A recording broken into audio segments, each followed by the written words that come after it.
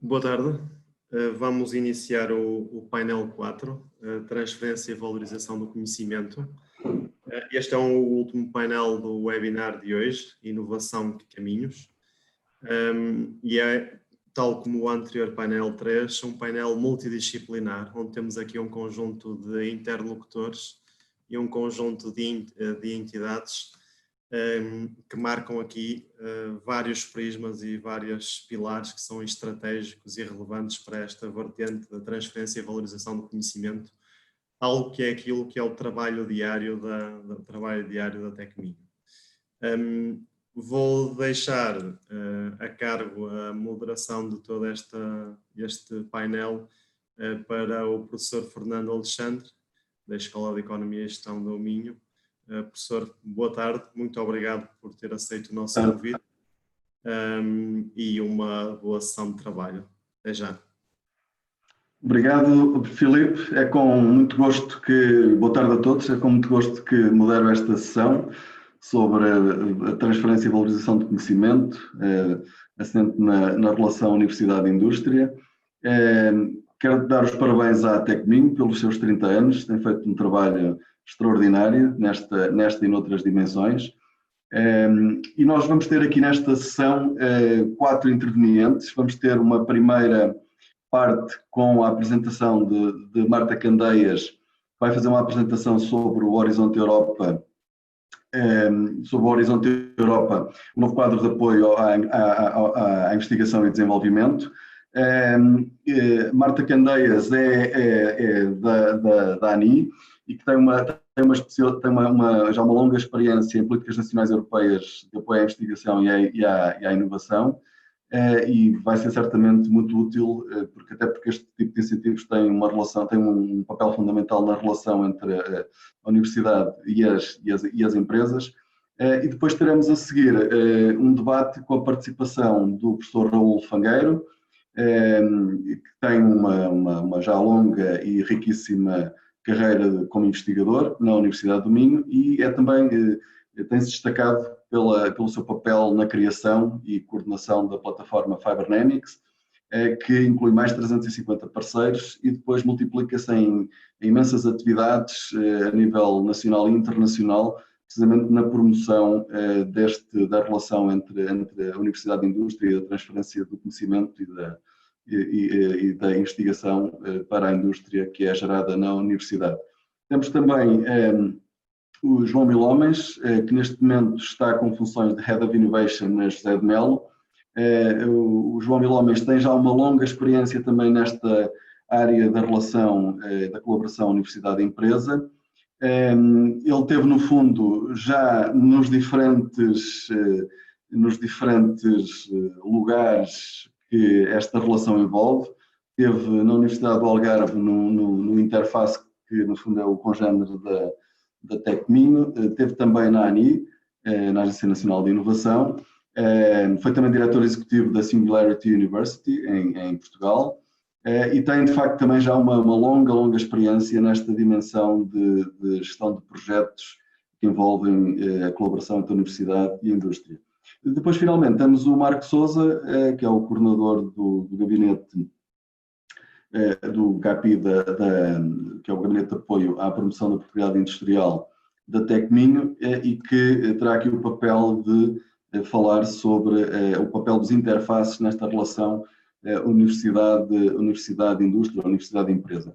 Eu queria só começar por referir que nunca antes como hoje esta questão é tão importante para a economia portuguesa. Nós temos feito um esforço, a economia portuguesa tem registrado avanços significativos do ponto de vista da afirmação como uma economia que consegue gerar inovação. Há reconhecimento internacional dessa evolução em indicadores internacionais e há resultados também do ponto de vista da inserção da forma como a economia portuguesa se insere na economia internacional, em que tem conseguido, não se calhar de uma forma tão rápida como todos gostaríamos, mas tem conseguido ir subindo alguns patamares, alguns degraus neste processo de inserção na economia internacional e na subida da cadeia de valor. E nesse processo de internacionalização e de inserção nas grandes cadeias globais de valor, uma dimensão muito importante é, de facto, a capacidade de gerar inovação e de fazer parcerias com a indústria que permitam que a economia portuguesa seja cada vez mais reconhecida como uma economia onde o investimento direto estrangeiro e as empresas que escolhem, independentemente da nacionalidade do capital, que escolhem a economia portuguesa como o seu espaço para se desenvolverem e para crescerem e para, a partir daqui, se inserirem na economia global, veem de facto a economia portuguesa como um local onde há trabalho qualificado, onde há capacidade de gerar conhecimento e de gerar inovação, e onde há essa possibilidade de, através de redes em que as universidades têm um papel central, se consegue tornar um espaço atraente para não só fixar o talento que nós vamos gerando cá, mas também atrair mais talento, e é esse o caminho que temos que seguir para conseguirmos melhorar a posição da economia portuguesa na economia internacional. Então eu começaria por, obviamente, só uma dimensão que eu penso que depois os intervenientes acabarão por referir, que é a questão de facto que hoje é inevitável referirmos, a questão da pandemia, que veio gerar desafios do ponto de vista da própria relação entre os investigadores, a universidade e as empresas, ou seja, esta questão do distanciamento social coloca certamente obstáculos também desse ponto de vista, certamente isso será referido nas intervenções, ou em algumas das intervenções, mas por outro lado há aqui um enorme desafio que é a questão da reindustrialização, que eu penso que vai de facto reconfigurar as cadeias de produção e distribuição internacionais e o papel dos países, o lugar dos países nessas cadeias de produção e distribuição internacional vai alterar-se. Isto vai ser tudo muito rápido e obviamente a posição que as economias vão ocupar daqui a 2, 3, 4, 5 anos poderá ser bastante diferente daquela que ocupam atualmente, e um dos determinantes dessa nova posição será certamente esta capacidade de melhorar a relação entre os centros de produção de conhecimento e de investigação e o tecido empresarial. E por isso os interfaces tecnológicos, os interfaces baseados nas universidades vão ter um papel cada vez mais importante, estou certo disso, tal como os novos laboratórios colaborativos, vão ter um papel cada vez mais importante. Eu passava então a palavra à Marta Candeias para fazer a sua apresentação sobre o Horizonte Europa, um novo quadro de apoio à investigação e desenvolvimento, e depois então iniciaríamos o debate com o Raul Fangueiro, o João Milhomens e o Marco Sousa. Obrigado.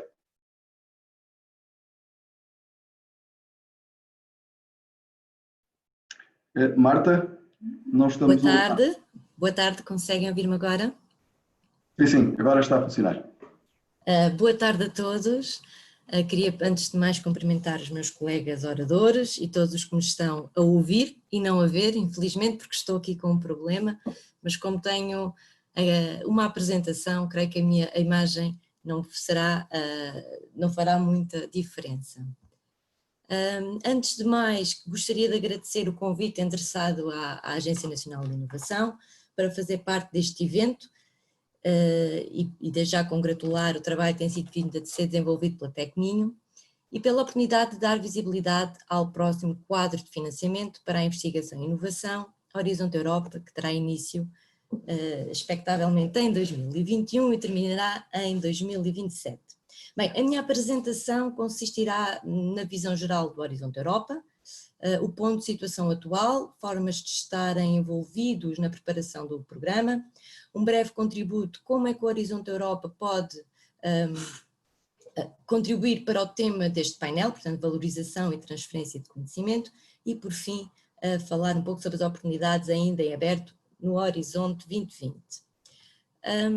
O Horizonte Europa está muito alinhado com a temática deste evento, Inovação que Caminhos, por ser um programa onde um dos objetivos é promover a inovação e mais especificamente a inovação centrada nas prioridades europeias, nomeadamente transição ecológica, energética e digital e os respectivos desafios, e também muito alinhado com este painel de valorização e transferência de conhecimento, por ser um programa muito orientado para os resultados, valorização e transferência de conhecimento, através de projetos transnacionais de investigação e inovação de ponta, abrangendo todas as fases da cadeia de inovação, do ciclo de inovação, portanto, investigação, inovação, implementação, e envolvendo por isso todos os atores desta cadeia, de modo a aumentar os impactos na sociedade e na economia.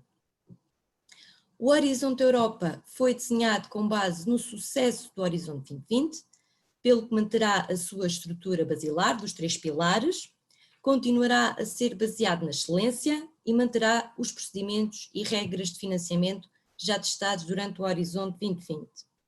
O pilar 1, Ciência de Excelência, é semelhante ao atual pilar do Horizonte 2020 e tem como base o apoio à investigação mais fundamental e ao investigador. Está dividido no Conselho Europeu da Investigação, que pretende promover investigação de ponta levada a cabo pelos melhores investigadores e as suas equipas, nas ações Marie Curie, que pretende promover e dotar os investigadores de novos conhecimentos e competências por via da mobilidade e da formação, e por fim as infraestruturas de investigação integradas, interligadas e que são de craveira mundial.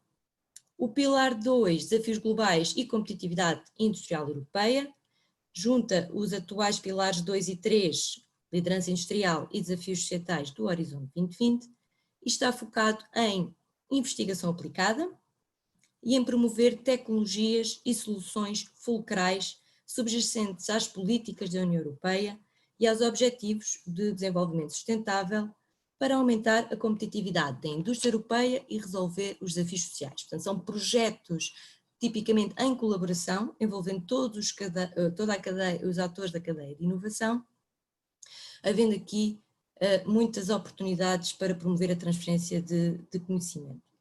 Está dividido em 6 clusters que cobrem as várias áreas temáticas, desde a saúde às ciências sociais, segurança e cibersegurança, tecnologias digitais, industriais e espaciais, clima, energia e mobilidade, alimentos, bioeconomia, recursos naturais, agricultura e ambiente. O pilar 3, Europa Inovadora, a grande novidade deste programa, Horizonte Europa, que tem como objetivo estimular avanços revolucionários e geradores de mercados, mas também apoiar os ecossistemas conducentes à inovação. Este pilar está dividido no Conselho Europeu de Inovação, que pretende apoiar inovação que crie disrupção no mercado, mas também os ecossistemas europeus de inovação, para promover as ligações entre os agentes de inovação nacionais e regionais, e, por fim, o Instituto Europeu de Inovação e Tecnologia, o EIT, que pretende promover a reunião dos principais agentes do conhecimento, investigação, educação e empresas em torno de um objetivo comum para fomentar a inovação.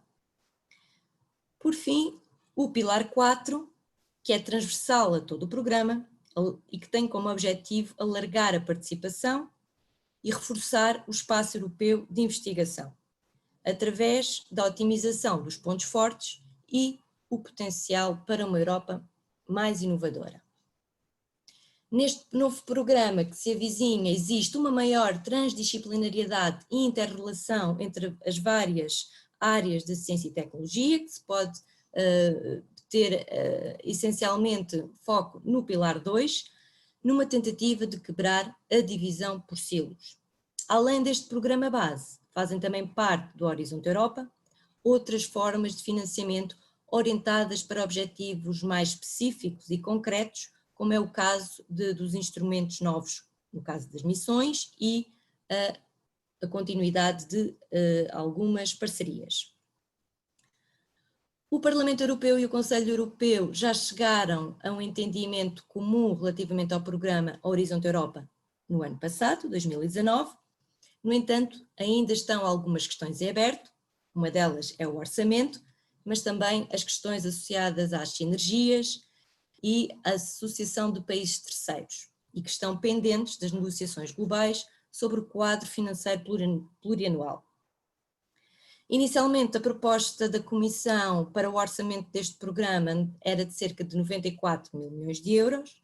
No entanto, muito recentemente, houve um acordo entre a Comissão Europeia e o Conselho Europeu que não se traduz em boas notícias para o programa Horizonte Europa, uma vez que este acordo se traduz numa diminuição do orçamento disponível. No entanto, ainda falta chegar a acordo com o Parlamento, portanto ainda há esperança que isto não se venha a concretizar, e como se trata de uma negociação em curso, por isso não indiquei aqui os valores de orçamento. Da avaliação intermédia do Horizonte 2020, chegou-se à conclusão que o programa tinha sido bem conseguido, mas que existiam alguns aspectos que poderiam ser melhorados. E nesse sentido, a proposta do Horizonte Europa endereça tudo o que foi bem avaliado no Horizonte 2020 e otimiza os aspectos encontrados como menos eficientes.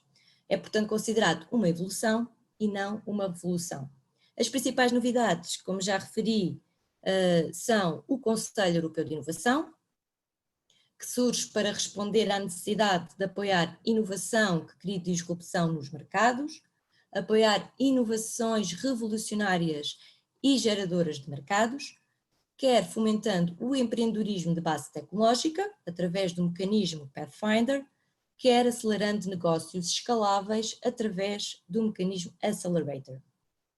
As missões de investigação e inovação são outro instrumento novo e que foi criado para dar resposta a objetivos, como referi, muito mais concretos e específicos, que tenham impacto direto na vida dos cidadãos e que promova também o envolvimento dos mesmos.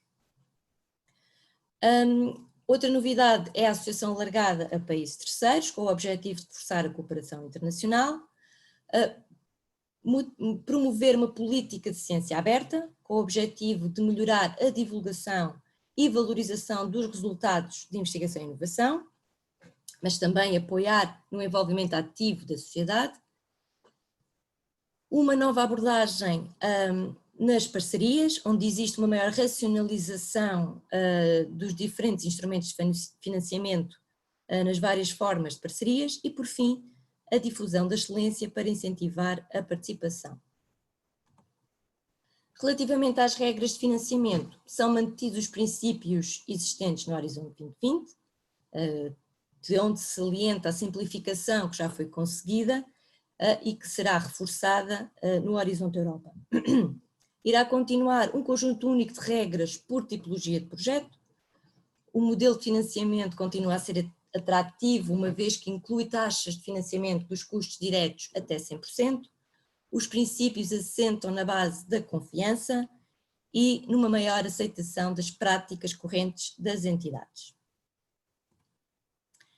Relativamente ao ponto de situação, o que é que já foi conseguido e os próximos passos?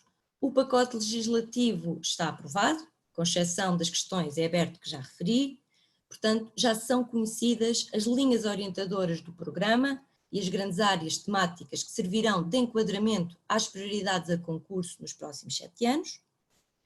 Durante o ano 2020 tem vindo a ser trabalhado já a preparação para executar o programa, independentemente da aprovação do orçamento, e esta é uma estratégia para garantir que não existe um grande hiato entre o Horizonte 2020 e o Horizonte Europa, de modo que, assim que existir acordo sobre o orçamento, se possa avançar rapidamente com o lançamento do programa Horizonte Europa.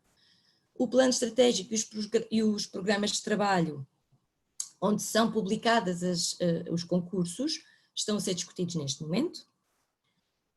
Os Research and Innovation Days irão decorrer em setembro deste ano e irão focar-se na discussão de como as políticas de investigação e inovação podem ajudar a recuperação da Europa e criarem condições para um futuro ecológico, digital e resiliente, as principais prioridades nos próximos anos para a Europa, e que naturalmente irá alimentar a definição dos concursos que irão ser publicados.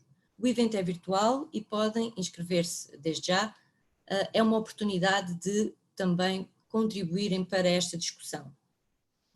Este evento é a segunda edição e faz parte da estratégia de maior abertura e de envolvimento dos cidadãos e processo de co-criação, que é um dos objetivos da Comissão Europeia para o Horizonte Europa. Finalmente, é expectável que o programa tenha início em 2021, durante a presidência portuguesa, que decorrerá durante o primeiro semestre de 2021. Focando mais especificamente no momento em que estamos agora. Portanto, o plano estratégico que servirá de enquadramento ao teor dos programas de trabalho e dos convites à apresentação de propostas para os primeiros 4 anos já esteve em consulta pública, já foi ajustado de acordo com os contributos recebidos dos stakeholders e, mais recentemente, foi também ajustado face aos recentes, atuais e futuros desafios decorrentes da pandemia do Covid-19. Já existe também um esboço dos objetivos e resultados que se pretende atingir com os convites que vierem a ser lançados e, com base nestes objetivos e resultados, estão agora a ser desenhados os tópicos dos concursos que irão ser publicados nos programas de trabalho de 2021-2022. A lógica de construção de prioridades e de concursos neste Horizonte Europa é um bocadinho diferente do atual programa, uma vez que está mais focada onde é que se pretende chegar. Portanto, define-se primeiro qual é o objetivo e onde se pretende chegar e as prioridades, os concursos são desenhados de forma a responder a estes objetivos e a estes resultados esperados. De modo a envolver a comunidade nas discussões destas prioridades, a ANI criou um grupo de apoio à discussão nacional para o Horizonte Europa, cuja interação foi feita inicialmente com workshops de discussão com a comunidade e que tem sido dada sequência através de uma plataforma onde todos os que tenham interesse podem se inscrever e ter acesso aos documentos confidenciais, após aceitarem as condições de confidencialidade, como é natural, tendo assim acesso aos documentos, à informação de forma atempada e podendo dar os seus contributos. Por fim, relativamente ao Horizonte Europa, e dando aqui fazendo aqui a ponte com o tema deste painel, valorização e transferência de conhecimento, gostaria de chamar a atenção que o Horizonte da Europa não se substitui aos programas nacionais. O objetivo destes programas nacionais é ser estruturante, contribuir para a capacitação e competitividade das entidades nacionais, e o Horizonte Europa tem um papel complementar, na medida em que promove a excelência e a competitividade da Europa numa frente comum face a outras potências mundiais. E este valor acrescentado que pode advir do Horizonte Europa é através da colaboração, intercâmbio e redes transnacionais das entidades que melhor podem contribuir para responder aos desafios e áreas estratégicas identificadas no programa, através da criação de massa crítica, agregando valências que estão distribuídas por vários países para fazer face a desafios mundiais, através de financiamento que promove a excelência, sendo completamente aberto, independentemente do país de origem, através da visibilidade que confere à investigação e inovação de vanguarda, promovendo soluções novas na Europa e no mundo, e através de mobilidade transnacional, criação de novas oportunidades de negócio e acesso a novos mercados, reforço do panorama europeu de investigação e inovação e atração dos melhores talentos. Portanto, participar do programa europeu vai muito além da disponibilidade que se tem de acesso a fundos para financiar atividades de investigação e inovação, e todos estes benefícios devem ser equacionados numa estratégia de acesso ao programa europeu. As entidades nacionais devem usar o investimento que foi feito a nível nacional, quer ao nível de infraestruturas, quer ao nível de recursos humanos, quer nas redes existentes, formais ou informais, agregando um conjunto de entidades e valências que criam massa crítica perante o panorama europeu. Foram aqui já referidos os laboratórios colaborativos, mas existem outras instituições e redes que poderão ter também aqui um papel muito importante. Capitalizar nos resultados de projetos que foram financiados a nível nacional, nas agendas de investigação e inovação, roadmaps que tenham sido definidos, e capitalizar nestas forças para melhorar o posicionamento das entidades nacionais e de Portugal no acesso ao concurso europeu.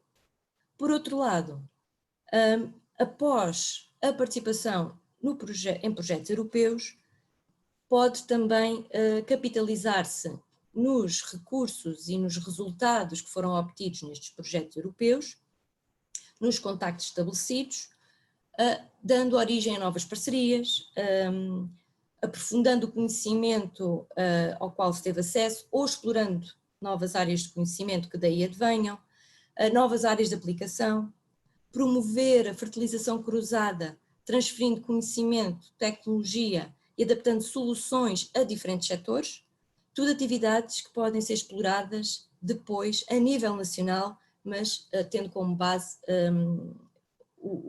os benefícios advindos do programa europeu. Já existem vários bons exemplos de entidades que fizeram este caminho, capitalizando nos recursos nacionais, indo ao programa europeu e depois trazendo conhecimento e valor que é explorado a nível nacional. E essa é uma estratégia que tem demonstrado sucesso e que pode ser replicada por mais entidades na implementação da sua estratégia de investigação e inovação. A ANI tem como missão apoiar a inovação tecnológica e empresarial em Portugal, contribuindo para a consolidação do Sistema Nacional de Inovação e reforçar a competitividade da economia nacional nos mercados globais.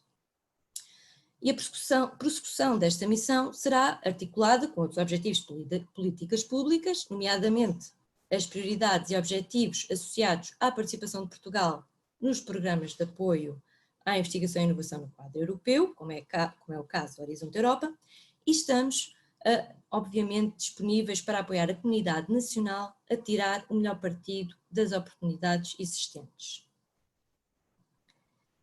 Por fim, apesar do Horizonte 2020 estar a terminar e o grande esforço estar agora na preparação do próximo programa, não queria deixar de vos alertar para o último grande concurso do Horizonte 2020, cujo desenho se aproxima mais do que se perspectiva já para o futuro, do que os concursos típicos do Horizonte 2020, e que está muito alinhado com a implementação de políticas europeias, neste caso do concurso do Green Deal, a implementar as políticas do European Green Deal e do Plano de Recuperação para a Europa.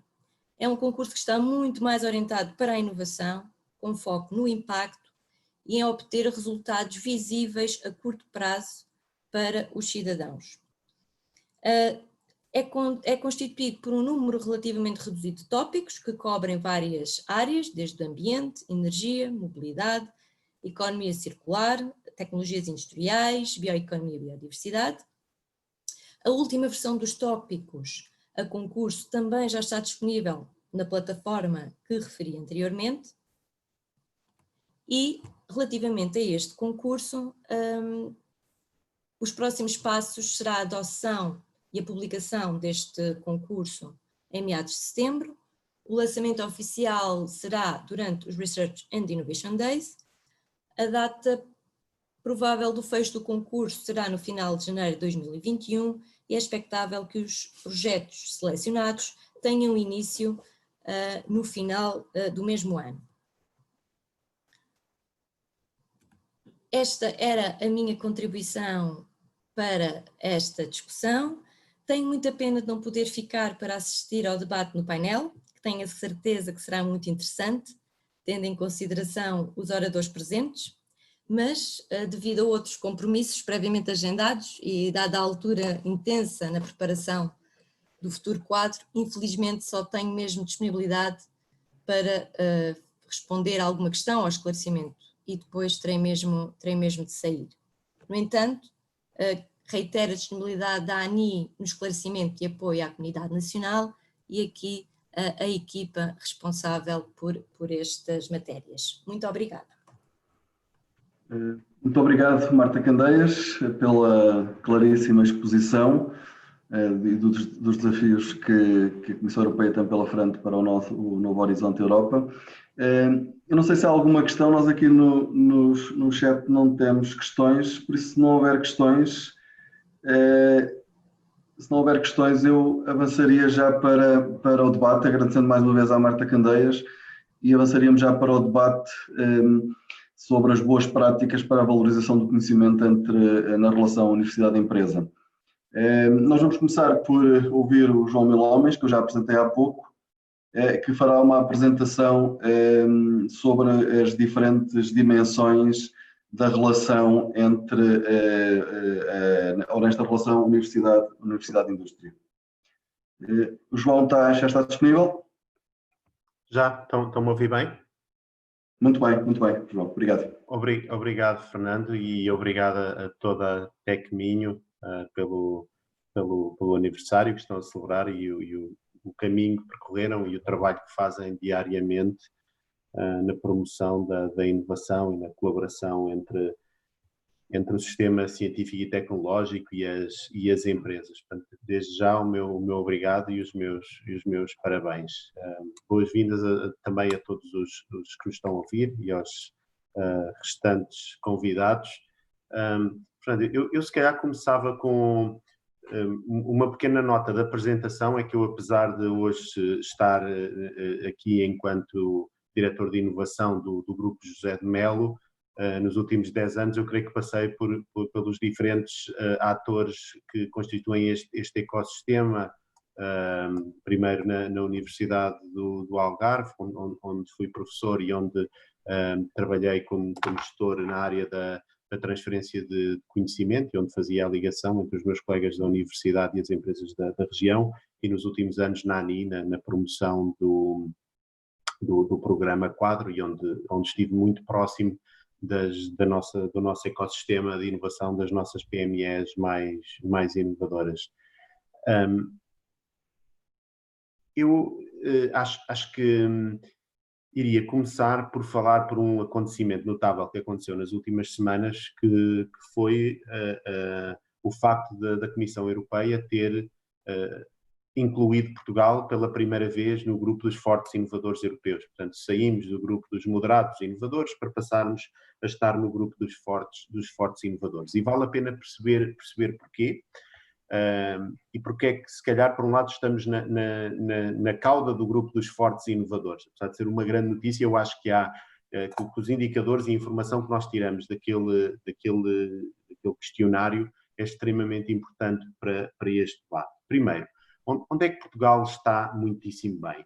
É na qualidade dos nossos inovadores, no know-how que nós geramos e que produzimos, na capacidade, na qualidade do nosso ecossistema e do ambiente que disponibilizamos para os nossos investigadores e inovadores, e pela nossa capacidade de investigação, que é absolutamente extraordinária. Ou seja, isto tudo resumido, nós temos uma capacidade de atrair talento absolutamente extraordinária, temos de facto uma pool de investigadores e de inovadores que é incrível, e temos a qualidade da investigação e do trabalho que é feito e do know-how que é produzido é absolutamente extraordinário, e nós estamos digamos, extremamente bem classificados a nível europeu nestas dimensões. Depois vale a pena perceber então onde é que as coisas estão menos bem, e aí é interessante perceber que ao nível da tradução desse conhecimento em negócios, em receitas, em exportações, somos francamente fracos. Estamos literalmente na cauda da Europa se olharmos para esses indicadores. Quando nós olhamos, por exemplo, para o número, qualidade das colaborações universidade-empresa, temos um indicador fraquíssimo, baixíssimo, em termos do investimento privado em IDI, idem, baixíssimo, e portanto isto faz que temos aqui um sistema quase esquizofrénico, temos uma máquina de produção de know-how absolutamente extraordinária para a nossa dimensão, mas depois uma capacidade, quer dizer, uma capacidade fraquíssima de traduzir esse conhecimento em negócio. E portanto isto ficamos aqui, quer dizer, eu olhei para aqueles indicadores e chego um pouco à conclusão, quer dizer, que nós temos uma capacidade incrível de gerir e atrair talento, de produzir know-how, mas depois falhamos redondamente em algumas coisas onde o papel da Tecminho e de todas as unidades de interface é absolutamente fundamental, porque não devia ser, eu creio que nós reunimos um conjunto de condições que se calhar são as mais difíceis de criar. Nós temos as pessoas, temos o know-how, temos o talento. Então onde é que falha? Porque nós também temos as empresas, e temos empresas que são corajosas, que são inovadoras, que são ousadas, mas há uma coisa aqui está a falhar, e eu acho que não é a minha hipótese, é que temos uma lacuna enorme ao nível da nossa cultura de colaboração, que é transversal a todas as áreas. Podemos olhar se calhar para qualquer setor económico, generalizando, e do turismo à agricultura ou à indústria, a nossa capacidade de colaborar, de gerar sinergias, de gerarmos valor através das colaborações entre estas várias entidades, é fraca por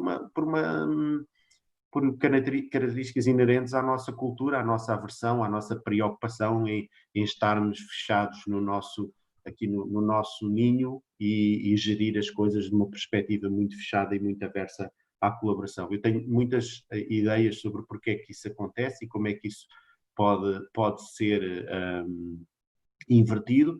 Começo por dizer que o papel das unidades de interface, ou todas estas unidades que promovam a transferência de conhecimento, como a Tecminho, são absolutamente essenciais.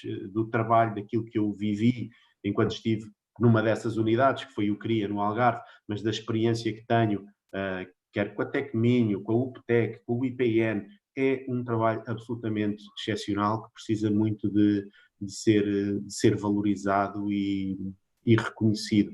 Em nome da José de Melo, eu posso dizer que qualquer uma das nossas empresas, os hospitais da CUF, com a parceria que têm com a nova Medical School, a Bondaldi do lado da Química, que colabora com a FEUP, com a FCT da Nova, com a FCT de Coimbra, com o técnico, tem mais de 50 projetos, só o ano passado foram mais de 50 projetos em parceria. A Brisa também, há anos que trabalha com o IT de Aveiro, com o ISEL, com o Instituto de Robótica da Universidade de Coimbra. Portanto, todos esses projetos existem, mas eu acho que, apesar destes projetos estarem em curso, apesar destas parcerias existem, não deixa de ser uma máquina muito pouco oleada, e daí ser absolutamente fundamental aquele trabalho que vocês fazem, que é muito importante ser valorizado. E se calhar ficava por aqui, gostava muito de ouvir a opinião dos restantes colegas, e depois terei muito gosto em dar mais algumas ideias. Muito obrigado, João. Eu se calhar pedia então agora ao Raul Fangueiro, que acabou de entrar. Eu já o apresentei há pouco. O Raul Fangueiro é um investigador prolífico e também um empreendedor e dinamizador de uma das plataformas mais inovadoras que agrega centenas de parceiros. E por isso eu pedia-lhe essa perspectiva, que de facto o Raul Fangueiro tem esse papel essencial nessa ligação entre o que é a inovação, a criação de conhecimento e a sua transferência para as empresas. Raul. Muito obrigado, boa tarde a todos. Cumprimentar o colega Fernando Alexandre e os restantes colegas do painel.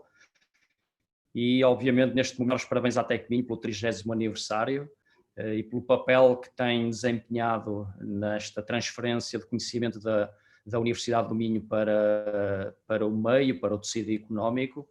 E também dizer que a Tecminho tem sido também a casa da Fibernamics, desde o início tem sido um pilar fundamental para a nossa plataforma funcionar, e nesse aspecto, para além de congratular a Tecminho, também agradecer pelo papel que tem desempenhado nessa função também.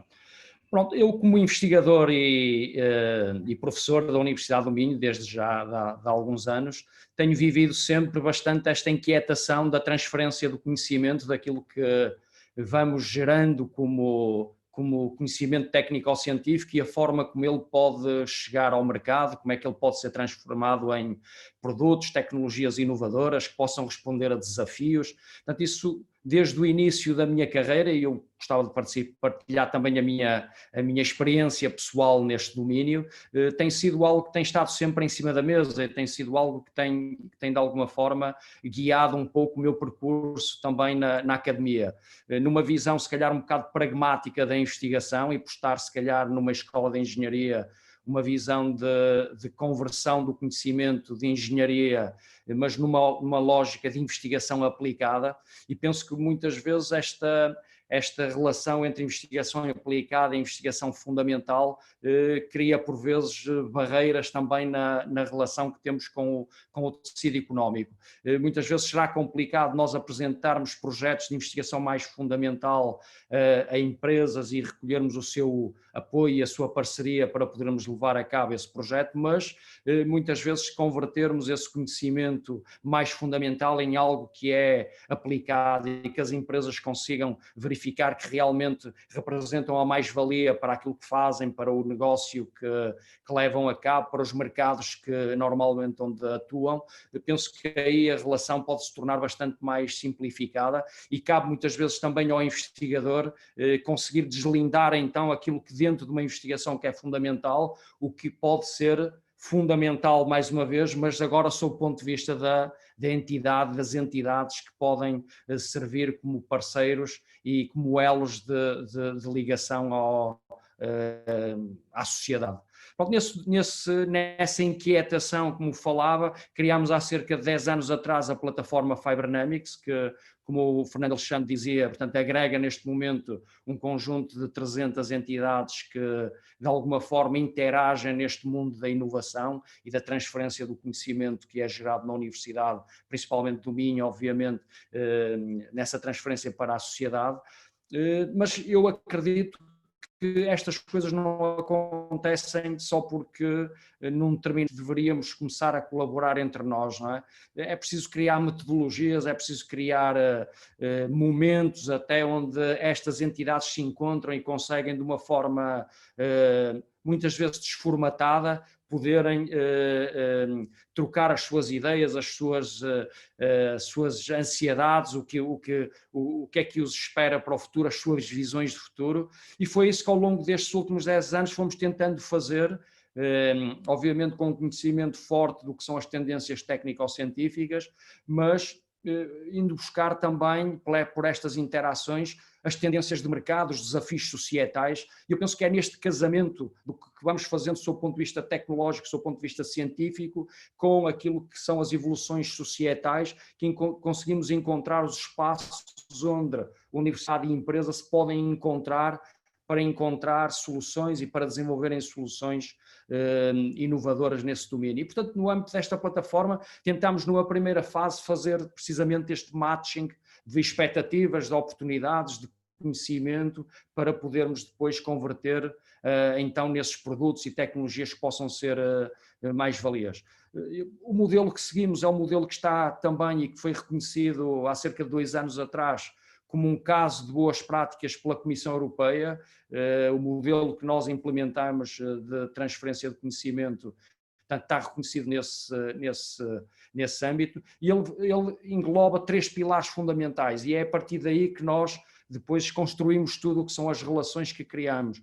Tem um pilar que é o pilar Intelligence, onde exatamente cruzamos então portanto, as tendências científico-tecnológicas com aquilo que são as oportunidades de mercado e os desafios societais em determinado momento. Obviamente que sabemos quais são os que estão em cima da mesa neste momento e são muito particulares também. Depois daí extraímos uma série de oportunidades que nós podemos partilhar com os nossos parceiros e daí montar um projeto, uma ideia de desenvolvimento. Se o conhecimento científico conseguir responder a essa tendência, a essa oportunidade, então nós temos já um portfólio de conhecimento suficiente para responder a isso e para desenvolver algo que possa responder a essa situação. Senão, temos obviamente que, estando dentro de uma universidade, desenvolver é uma oportunidade de desenvolvimento de conhecimento, é o pilar que nós designamos por Science, e aqui a ligação aos centros de ciência da Universidade do Minho é fundamental, e a ligação, e daí trazemos os centros de ciência e centros de investigação da universidade para este palco também, onde é importante estarmos com estes players. Depois, vendo esse conhecimento, caso exista ou caso seja necessário criar, há um pilar que é o pilar Technology, e aí sim, aí deslinda-se esse conhecimento e transforma-se esse conhecimento em algo que é palpável e é entendível pelas empresas, que são os produtos, que são as tecnologias, que são as soluções que bebem do que foi desenvolvido sob o ponto de vista científico. Há um pilar fundamental, e o João Milomas falava há pouco e muito bem, sem dúvida que é, se calhar, das grandes lacunas que temos atualmente, que é o pilar business, não é? Como é que nós convertemos tudo isto e toda esta interação em algo que representa negócio, representa mais-valia económica para todos, não só para as empresas, mas para nós todos como sociedade. E aí, realmente, para nós também da plataforma, é o pilar menos trabalhado, é o pilar que foi acrescentado nesta última versão da plataforma e que foi reconhecida pela União Europeia, porque realmente é algo que não está tão trabalhado e que necessita de um apoio muito forte para ganhar músculo e ganhar competências também de conversão então deste conhecimento, desta tecnologia, no tal negócio onde nós precisamos ser mais fortes. Eu, se calhar, para esta intervenção ficava por aqui e depois podemos continuar a conversa. Muito obrigado, Raul. Eu acho que nas duas intervenções, quer do João, quer do Raul, foram lançadas aqui questões muito importantes, e penso que o Marco Sousa nos pode agora ajudar com o papel até importante que ele tem no domínio da propriedade industrial, que é como é que nós transformamos a investigação em negócio, Marco. Qual é que é o papel da Universidade do Minho nisso? Olá, muito boa tarde a todos. Antes de mais, agradecer a vossa presença, sendo também aqui colaborador da Tecminho. Eu penso que tanto o João como o professor Raul, se me permite, não é? Já fizeram uma introdução muito relevante do que de facto sucede. Não é? Nós temos, por um lado, uma capacidade de ideia extraordinária, seja não só ao nível das universidades, mas também dos estudos politécnicos. Aliás, surgiu recentemente também um estudo que qualifica o próprio Estudo Politécnico de Bragança, por exemplo, numa área muito forte em termos da engenharia alimentar, ou seja, de facto concordo com o João, nós temos uma ideia de capacidade bestial, não ficamos aquém de nenhum outro país da União Europeia em termos mundiais, acho que isso de facto é reconhecido. O que existe aqui, como o professor Raul também já referiu um pouco, muitas vezes é uma diferente linguagem entre, isto também temos de fazer uma crítica interna, digamos assim, entre muitas vezes os investigadores, porque nem todos têm, digamos, e também não têm de ter, não é? Porque a universidade também é um espaço de investigação livre, as pessoas temos de ter, digamos, por um lado a investigação fundamental, por assim dizer, e investigação aplicada tem que haver aqui, de facto, abertura para estas duas realidades. Mas, de facto, o que se nota também é que nem todos os investigadores têm propensão, digamos, a propensão adequada, não são capazes de, digamos, ver que do lado da empresa os timings são um bocadinho diferentes. E nós temos aqui, até que temos esse papel, tentar gerir um pouco estas sensibilidades, tentar fazer o match feliz entre, por um lado, as expectativas das empresas, mas também dos investigadores. Sempre no sentido de permitir, então, a transferência de tecnologia para as empresas. Eu penso que isto tem evoluído bastante. Eu posso dar um exemplo um pouco caricato, apesar de me considerar um jovem, já ando nisto há alguns anos. No início era quase ofensivo para as empresas quando nós falávamos no acordo de confidencialidade, não é? Temos aqui um projeto que já vamos apresentar, era quase visto como uma questão de honra, não é? Não é preciso assinar nada, porque nós, acima de tudo, há a palavra, ou seja, as empresas têm também e fizeram uma grande evolução. Agora, temos todos de continuar a trabalhar, eu acho que também não podemos ser, digamos, ter memória curta, porque Portugal partiu de um ponto muito anterior ou muito inferior aos demais países. Temos feito um trabalho notável, aliás, como o João já referiu bem, o Innovation Scoreboard já dá uma indicação de facto dos resultados que foram obtidos. Um aspecto importante que também é referido nesse relatório, digamos assim, é o facto de a disponibilidade de capital de risco privado em Portugal ainda não ser adequada. Ou seja, muitas vezes também podemos estar aqui a perder resultados que são desenvolvidos na universidade porque não há propensão das capitais de risco, dos business angels para investir. Ou seja, há alguma dificuldade e, como eu costumo dizer na brincadeira, mas também da experiência que tenho, é fácil se calhar investir em áreas de software, requerem menos capital. Se tivermos projetos um pouco mais elaborados, que exigem o tipo de capital, nós já notamos aí muita dificuldade em fazer transferência. E nesse aspecto, a nossa experiência é de facto, seja na área da saúde, áreas mais elaboradas, mais facilmente temos propensão das empresas estrangeiras para conversarem connosco, para nos, entre aspas, receberem, para discutirmos parcerias, do que a nível nacional. Ou seja, é uma aposta que tem de ser feita, existem alguns instrumentos públicos, mas que se calhar têm de ser reforçados. Outra questão, fugindo um pouco, mas penso que vem entroncar também na tal questão, o que é que temos de fazer mais, quais é que são então algumas dificuldades também que se verificam. E eu, puxando aqui, se me permitem um pouco, vamos fazer a brasa à minha sardinha, a rede API foi sem dúvida um instrumento essencial, mas nota-se que não houve, e foi, digamos, uma iniciativa que decorreu sensivelmente durante 10 anos na altura, com o apoio indiscutível do INPI e do Ministério da Economia, mas foi algo que não teve continuidade. Isto é um exemplo, mas é um exemplo do que acontece em outras medidas de apoio públicas. Tem de haver aqui uma, digamos, continuidade prolongada e, digamos, expectável para os diferentes parceiros que participam. Ou seja, tem de haver aqui algum conforto que não vamos interromper estes processos a meio.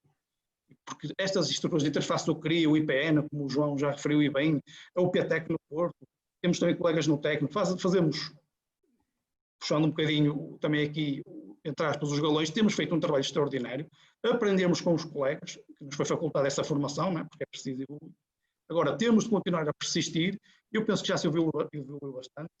Temos também, o que é um bom sinal, mas que também nos, entre aspas, coloca muitas vezes dificuldades, e o Raul Fangueiro poderá até explicar muito melhor do que eu, que é, nós temos recursos humanos tão aptos, tão qualificados, que muitas vezes até os perdemos para a indústria. Ou seja, também temos, por vezes, essa dificuldade nos nossos projetos, que não conseguimos reter, digamos, esse recurso humano, o que por vezes pode, entre aspas, colocar algumas dificuldades na execução dos projetos, que é algo que as empresas, eu penso, têm que estar mais sensibilizadas.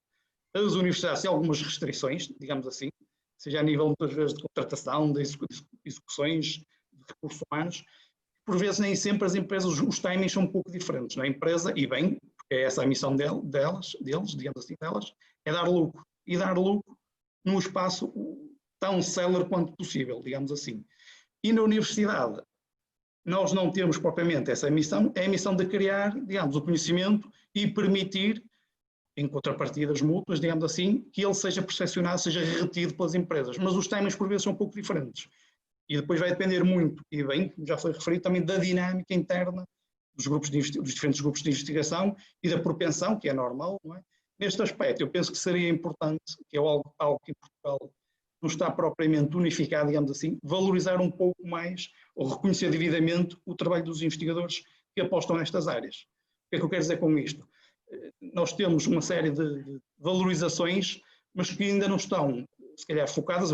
Aqui no nosso caso, a Escola de Engenharia, penso que já reconhece esse papel, não é? Em termos de patentes, não só das publicações, mas de criação de empresas. E em Espanha, esta é uma realidade que já há 20 anos, por exemplo, já conhecia da Universidade de Santiago, e que eu acho que tinha de ser, de facto, implementado. Ou seja, são pequenos contributos, mas que permitiriam, então, também estimular os investigadores a terem ainda uma maior conexão, digamos assim, com a indústria, ou seja, acelerarmos ainda mais, aprofundarmos ainda mais este tipo de relacionamento e com uma coisa de interface, claro, entre a indústria e as empresas e vice-versa. Nós, neste sentido, também temos de ver e estar aptos a responder. Muitas vezes são as empresas, isto já acontece com frequência, até que são as empresas que vêm ter connosco. Qual é que nós tentamos fazer a abordagem? É ir acompanhando, que nem sempre é fácil, porque no caso da Universidade de Minho estamos a falar de seguramente mais de 1000 investigadores e docentes, é que nós tentamos acompanhar internamente aquilo que é feito para também sermos, digamos, lestos a responder a estas solicitações, que é algo que cada vez é mais frequente. Ou seja, a indústria está muito atenta àquilo que a academia, digamos assim, vem realizando. E muitas vezes são eles também que nos lançam um repto e vêm solicitar apoio para projetos. Ou seja, eu penso que isto evoluiu bastante e continuamos todos, digamos aqui, num esforço que ainda é necessário, que ainda temos muito a desenvolver, não é? Em termos de, é um pouco a minha área, em termos de registro de patentes, é um dos pontos fracos ainda, que é referido também neste estudo seu recentemente, o European Innovation Support, estamos muito atrás. Ao contrário, nas marcas estamos muito à frente, ou seja, demonstra aqui um pouco que ainda temos algumas debilidades, digamos assim, nesta questão mais tecnológica, não é? E as patentes são, de facto, um dos melhores indicadores que permitem ver se, de facto, estamos a desenvolver tecnologia e tecnologia com potencial, de facto, que seja inovador, não é? São um dos barómetros que nos permitem, então, ver o nível de evolução tecnológica que os países apresentam. Não é por acaso que temos visto agora, cada vez mais frequente, entre aspas, estas questões da propriedade intelectual, estas disputas entre os diferentes blocos. China, Estados Unidos e a Europa está a ficar um pouco para trás. Se formos a ver a realidade dos últimos 3, 4, 5 anos, o Japão, então, que era uma potência nesta área, tem vindo, de facto, a ficar um pouco também ultrapassado nesta matéria. Ou seja, isto é um indicador que temos de terem atenção. Eu, neste momento, não sei se perderia algum tipo de contributo adicional, caso contrário, ficaria ao dispor. Muito obrigado, Marco. Eu acho que se calhar agora passávamos à questão das práticas com exemplos, porque agora apelando, no caso do João Milhomens, à questão de estar à frente, de ser o Head of Innovation do Grupo José Melo, que é um grupo enorme, que atua em muitas áreas e que obviamente tem massa crítica e capacidade. Aliás, o João já referiu vários projetos, aliás, também existem com a Universidade do Minho, até aqui através do hospital, que agora já não está no grupo José Melo, mas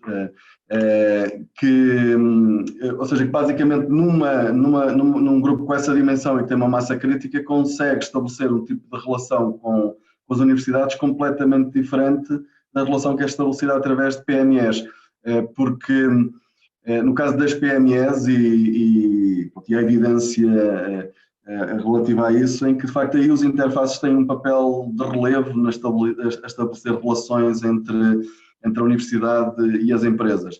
No caso das grandes empresas, aquilo que nós observamos, quer da experiência que existe noutros países, quer em Portugal, é que esses grandes departamentos de investigação têm pessoas com expertise, com capacidade de dialogar diretamente com os investigadores e a relação passa por cima dos interfaces, ou seja, é feita diretamente com os investigadores, porque são muitas vezes eles próprios doutorados e por isso são especialistas que conseguem comunicar diretamente na mesma linguagem com aquilo que existe nas universidades. Eu gostava de ouvir o João Milhomens em relação a essa experiência do Grupo José Melo e também já agora transportando a experiência que teve ele próprio como diretor do Interface, qual é que é a diferença que sente nisso, ou seja, porque de facto esse é um dos desafios que nós temos, porque, por exemplo, no European Innovation Scoreboard, o patamar em que nós estamos melhor até é precisamente na inovação das PMEs, surpreendentemente, se calhar, em que aparecemos em primeiro lugar, e já pelo segundo ano,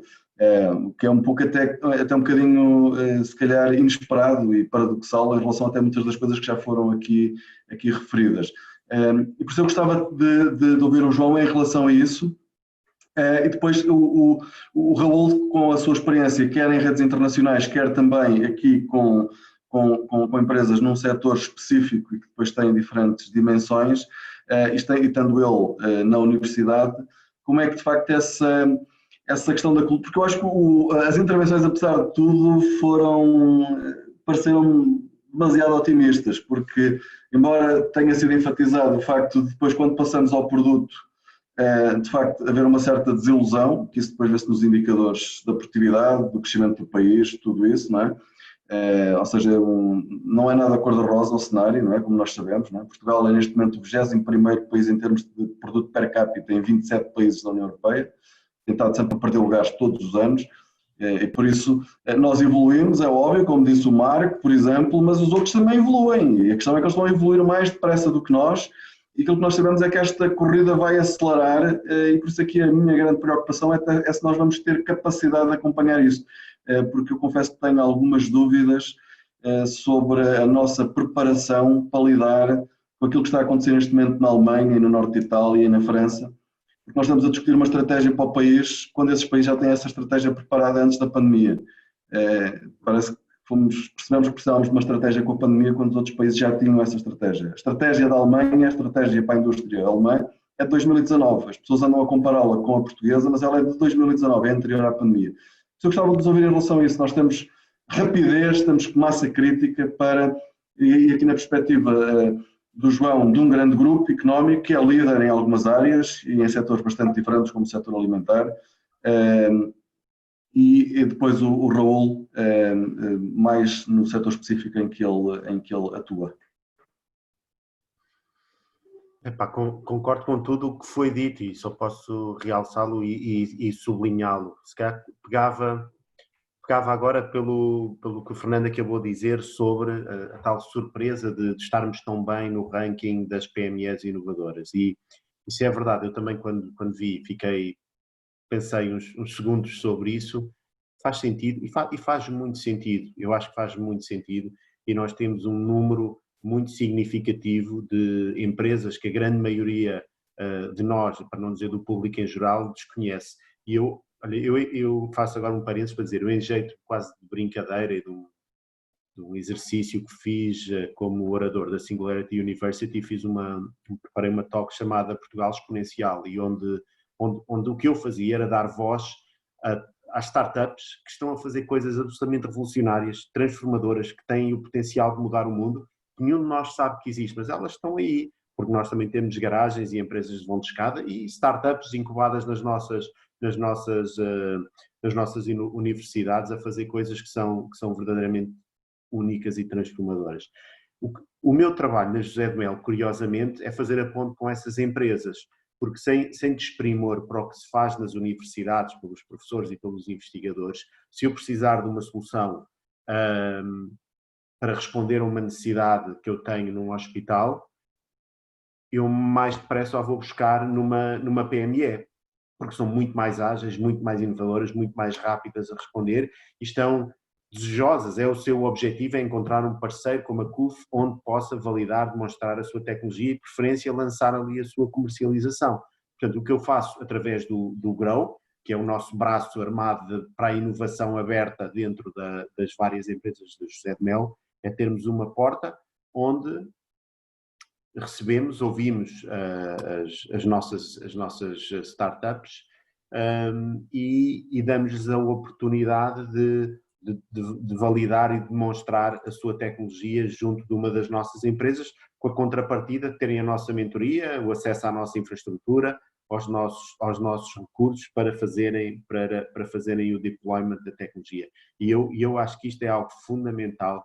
Felizmente há cada vez mais empresas a fazê-lo, não somos os únicos aí, as Galp, Sonais, EDPs também o fazem muitíssimo bem e eu acho que tem sido, eu acho que é algo que passa por baixo do radar, mas tem sido feito um grande trabalho por muitas destas grandes empresas a apoiar estas startups. Portanto, nós temos em 2 anos praticamente já 30 pilotos feitos com empresas que respondem às necessidades mais variadas, por exemplo, no caso da saúde, vamos falar da CUF, temos desde soluções tecnologicamente bastante sofisticadas para recolher e analisar amostras de sangue, como temos aplicações para gerir de forma mais eficiente o tempo de espera enquanto os nossos utentes aguardam pelas suas consultas. Portanto, há aí uma grande variedade e, mais uma vez, é a inovação. Nós estamos a introduzir nos nossos negócios,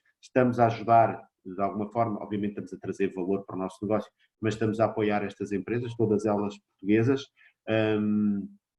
e a fazer essa ponte no que eu acho que é a grande dificuldade, que é traduzir o conhecimento num negócio. Não quero com isto desvalorizar, eu pessoalmente gosto muito da inovação aberta, acho que é uma componente fundamental, não desvalorizo se calhar a relação tradicional dos projetos em copromoção de investigação e inovação que são feitos com os professores e investigadores das universidades e como dizia, temos muitos. Continuando no tema da saúde, temos por exemplo uma parceria com a Nova Medical School, onde entramos num collab, temos um envolvimento através do Tagus Tank, onde têm surgido imensos projetos, imensas ideias. O collab é um desses. Temos uma unidade de Lifestyle Medicine que foi desenvolvida em parceria com a Nova. A própria Fundação Eugênio de Melo financia cátedras de professores para que eles venham desenvolver na universidade determinadas valências que nós achamos que serão extremamente importantes nos nossos hospitais e, portanto, todo esse processo é extremamente importante. Agora, eu aqui, da análise que eu faço da minha experiência nas diferentes áreas, é que o diálogo com as universidades é muito mais difícil.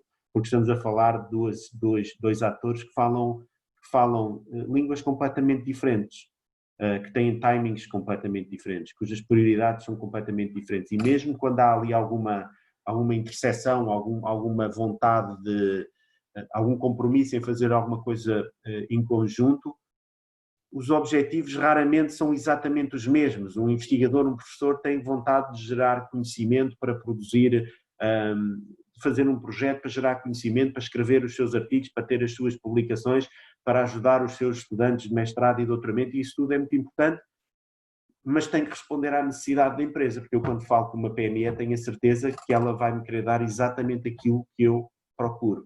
Com as universidades isto é tudo, funciona num ritmo diferente, funciona no ritmo semestral dos alunos que vão entrar no mestrado ou no doutoramento no próximo semestre, e há sempre, eu diria que, e agora aqui não falo em nome da minha experiência através da José de Melo, mas vi muitas vezes uma sensação de, parece que me estão a fazer um favor, pedir a um investigador que participe num projeto, muitas vezes não é fácil, não é uma relação fácil, tem obviamente todos os entraves, então as nossas universidades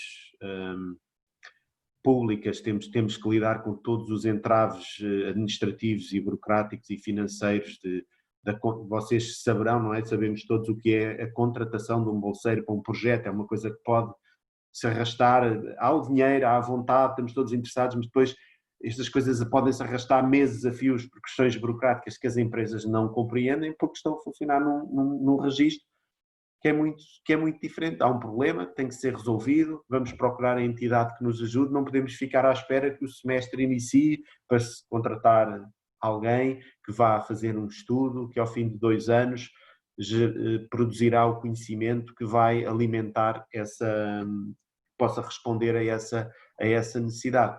Dito isto, não quero tirar com isso todo o mérito e todo o valor que os projetos em copromoção e em colaboração têm, e portanto acho que são fundamentais, como eu creio que o Raul dizia há pouco, nós temos parcerias de longa data com alguns investigadores, tipo a Bondalti tem, na área da síntese química, trabalham há anos com professores que têm relações já muito formalizadas e onde há ali uma partilha de conhecimento que é extremamente valiosa para nós. Portanto, há vontade de alimentar, vê-se o valor em promover estas relações, mas tem que haver outro tipo de linguagem, e aí é que é fundamental o papel que vocês fazem, que é de agilizar, não é? Lubrificar um bocadinho aquela relação, porque quando duas pessoas de dois mundos dizem, quer dizer, é preciso haver um tradutor no meio, era o que eu sentia, que era o meu papel muitas vezes quando estava no CRIER, eu não podia deixá-los falar sem eu estar no meio, porque senão era a receita para o desastre garantida. Mas se eu estivesse no meio conseguia ir traduzindo as coisas, dizer, pá, percebo, mas tem que ser com outra velocidade, ou mesmo a questão dos custos, muitas vezes era bastante sensível. Creio que é isto, não sei o que é que tenho. Gostava de ouvir a opinião também do Marco e do Raul. Portanto, de facto, eu acho que essas parcerias são extremamente importantes. Eu acho que se há uma coisa que nós precisamos, quer do lado das empresas, de promover a importância de se inovar, e que a inovação não é uma coisa que acontece dentro das nossas 4 paredes. Isso hoje em dia é claro para todos. Não há empresa nenhuma em Portugal, independentemente da dimensão dos seus departamentos de ID ou de inovação, ou seja o que for, que não esteja aberta, que não estejam interessados em colaborar, em fazer inovação aberta. Não tenho dúvida nenhuma disso. Mas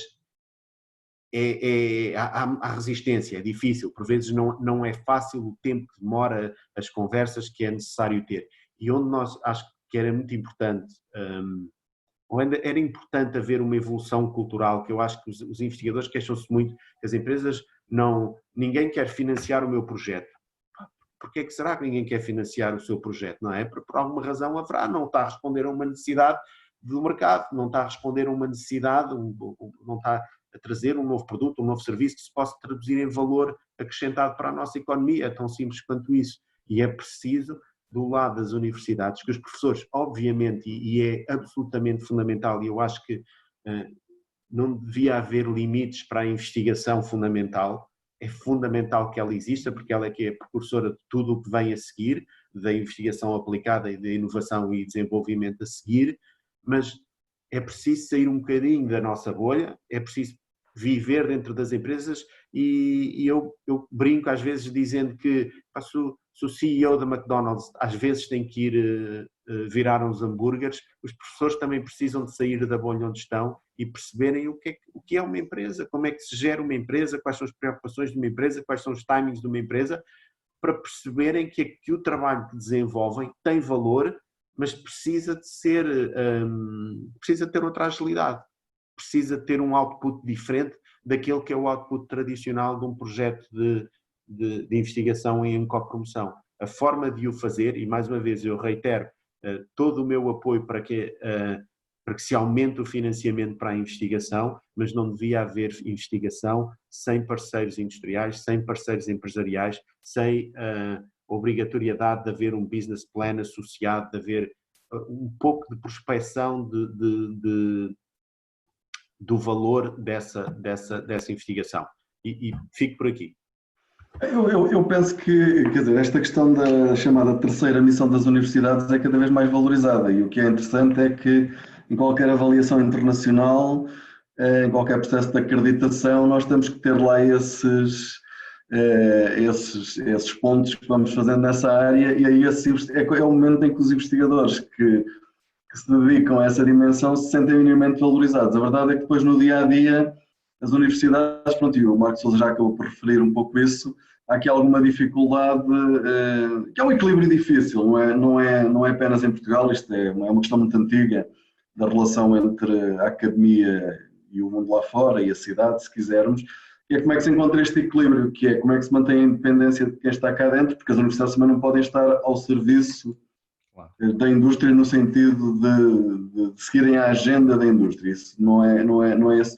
Mas tem que haver de facto aqui uma aproximação em que se percebe que em muitas dimensões a relação com o exterior acaba por gerar dentro da própria universidade processos inovadores. E depois se isso for valorizado até do ponto de vista muitas vezes, seja do ponto de vista financeiro, seja do ponto de vista do reconhecimento, muitas vezes isso até é o mais importante, porque não nos podemos esquecer que do ponto de vista da carreira, eu estou à vontade porque eu fiz uma opção que foi estudar a economia portuguesa e prejudiquei a minha carreira por causa disso, mas sabia que estava a fazer isso, foi uma opção deliberada, mas a verdade é que essa dimensão depois é importante, ou seja, e desde que as pessoas tenham espaço para se realizar, porque a universidade tem muitas formas tem uma liberdade muito grande, das coisas mais fantásticas nesta carreira é que nós podemos fazer muitas coisas de formas muito diferentes.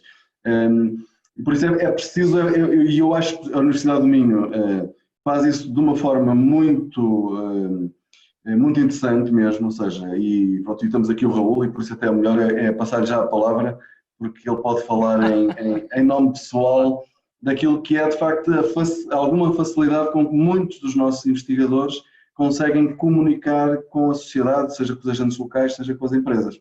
Claro. Raul, então. Eu penso que realmente a Universidade do Minho é um bom exemplo do resultado desta relação universidade e empresa. Quando o João estava agora a falar nesta última intervenção, eu mexi-me aqui várias vezes, disse aí algumas coisas que me inquietaram aqui um pouco e custa-me ouvir ainda que, principalmente quando diz que o investigador parece que está a fazer um favor à empresa, custa-me ainda ouvir isso do mundo empresarial. Não quer dizer que isso não se verifique na realidade, mas depois deste tempo todo e de todos nós já falarmos desta relação universidade, indústria, empresa como algo fundamental até para o desenvolvimento das próprias universidades, custa-me ouvir que ainda haja essa percepção e que isso realmente aconteça dessa forma. E por isso é que me fui aqui inquietando um pouco também durante aquilo que foi dizendo. Certamente que há Raul, em minha defesa, deixe-me só acrescentar, aquilo que eu vi nos últimos 10 anos é uma transformação gigantesca. Claro, pronto, era aí, gigantesca. Portanto... Claro, sem dúvida. Claro, João, sem dúvida.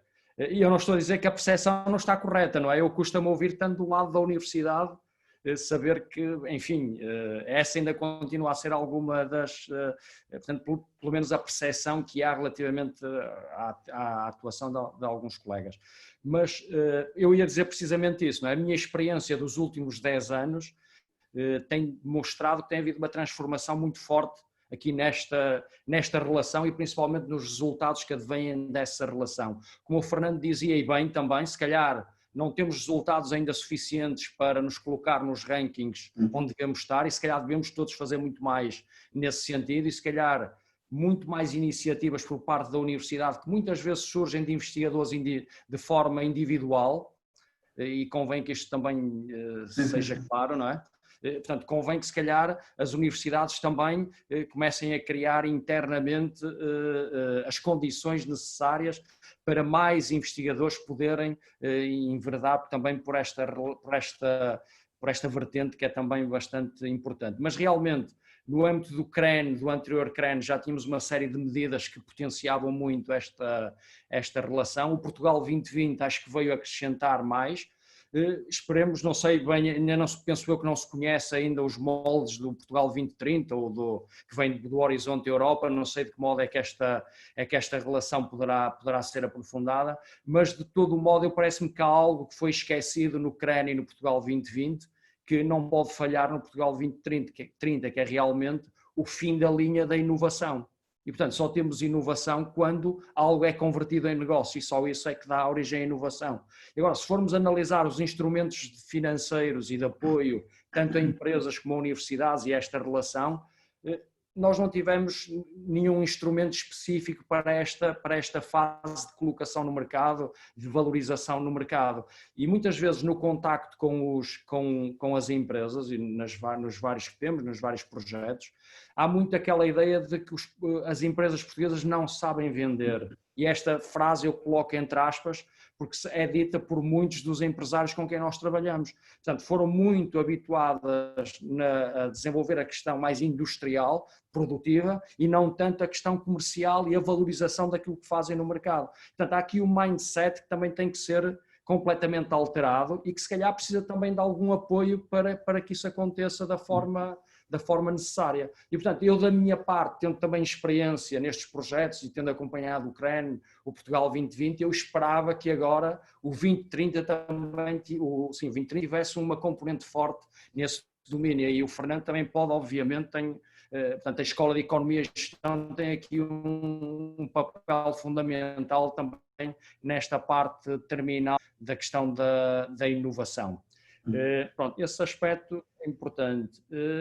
Sobre este pilar business, antes de entrar nos casos práticos, que se calhar é o que interessa mais, mas não queria deixar passar em claro esta parte, que tem ainda a ver com o negócio, a minha experiência também me diz o seguinte: nas primeiras interações que tivemos em projetos com empresas, aquilo que verificamos muitas vezes é que desenvolvemos soluções, produtos, tecnologias que muitas vezes não conseguiam ser valorizadas pelas empresas porque eventualmente poderiam sair um pouco da área de negócio dessa empresa, ou seja, necessitar de um investimento tal que, portanto, colocava ali uma série de barreiras logo à partida.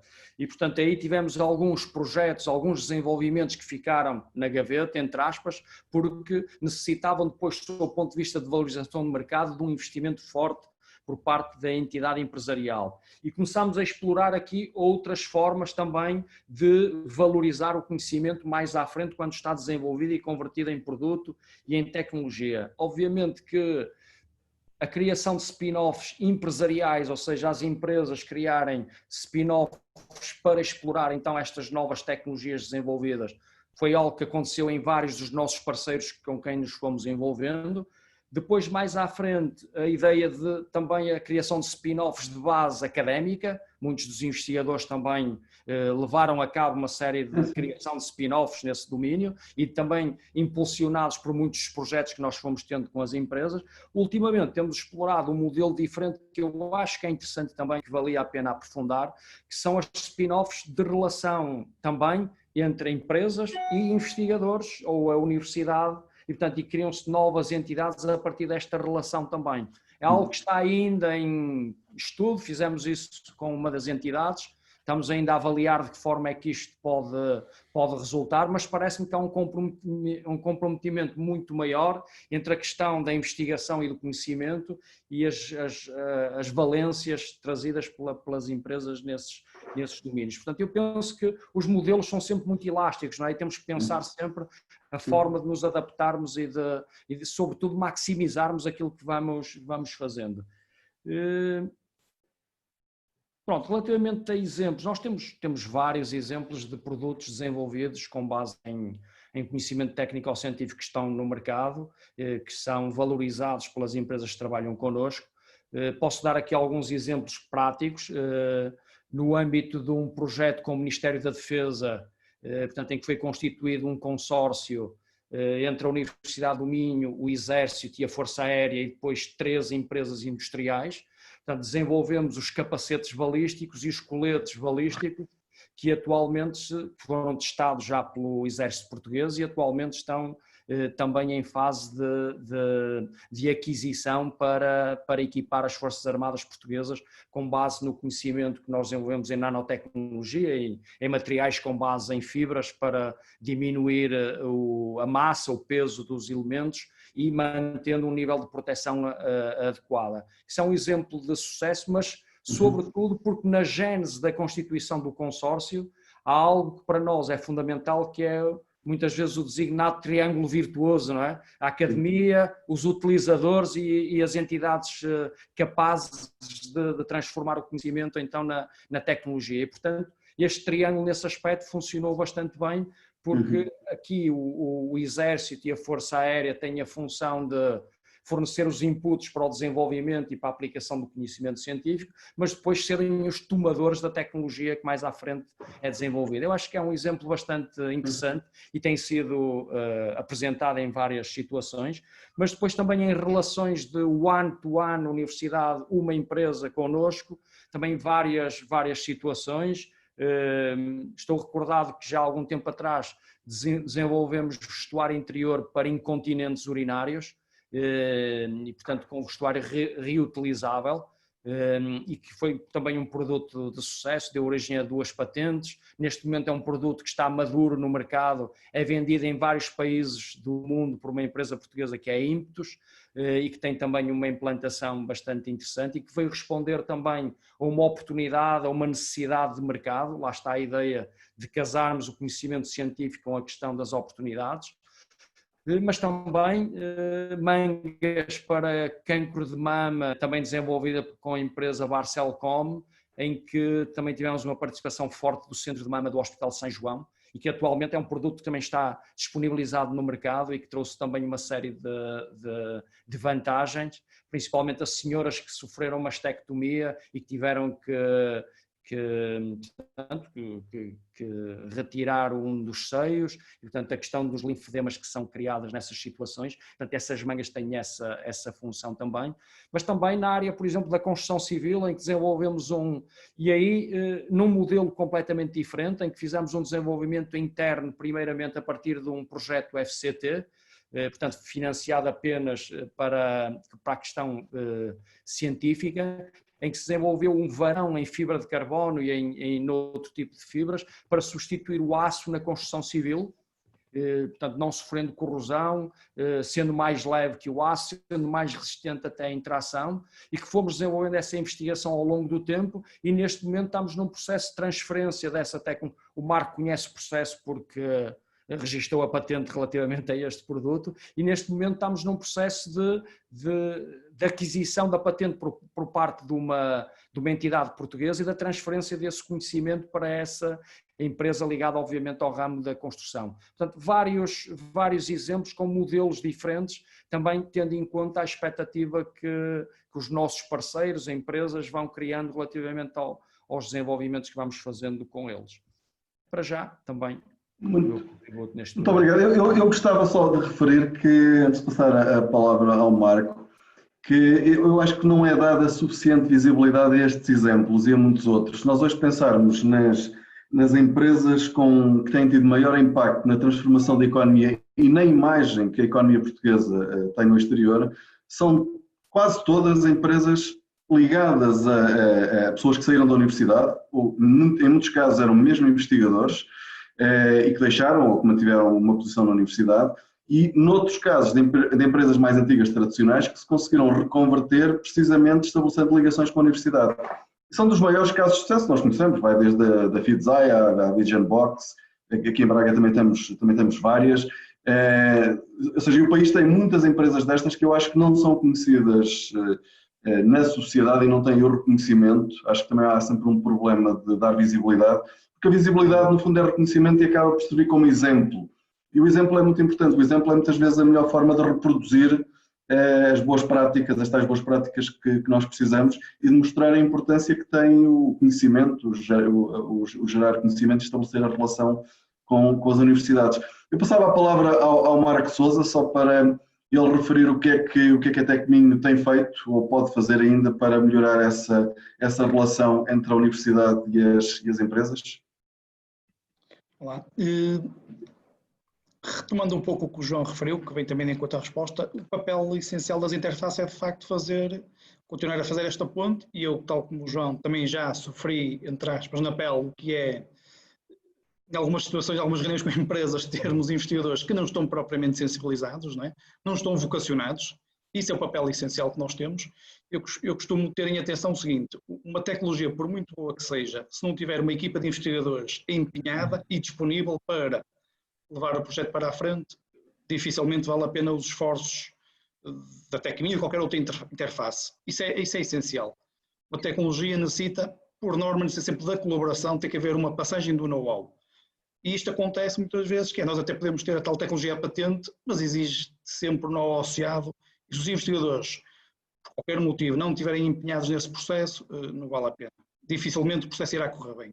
Portanto, essa é uma das missões das interfaces, é saber, em contínuo, tentar saber o que é que está a ser feito, conhecer os seus investigadores e, por outro lado, fruto também da experiência que vamos acumulando, também tentar ver quais é que são as empresas adequadas para colaborar. Eu já tive exemplos de empresas que, de facto, não são propriamente os parceiros adequados, ou porque não veem o valor que a investigação por si só traz, e muitas vezes também há áreas que temos de apostar a médio e longo prazo, não é propriamente num par de meses que muitas vezes conseguem resolver algumas das carências que as empresas têm.